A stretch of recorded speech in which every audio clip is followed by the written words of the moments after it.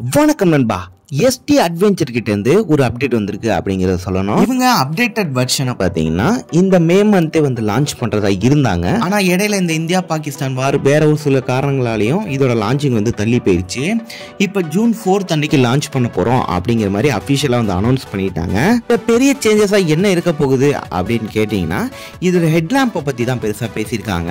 அதாவது asymmetric theme வந்து இருக்கும் அப்படிங்கிற மாதிரி சொல்லியிருக்காங்க. ப்ரீவியஸ் ஜெனரேஷன்ல BMW GSல இருக்கும் பாத்தீங்களா, அதே மாதிரியான ஒரு ஹெட்லாம்ப் செட்டப் இருக்கும் அப்படிங்கிற மாதிரி சொல்லியிருக்காங்க. பார்க்கறதுக்கு எப்படி இருக்குன்னு சொல்லிட்டு தெரியல.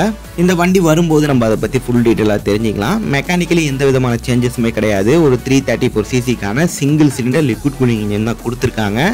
இது அதிகபட்சமாக 29.6 ஹார்ஸ் பவரையும் 29.8 நியூட்டன் மீட்டர் டார்க்கையும் வந்து ப்ரொடியூஸ் பண்ணும்.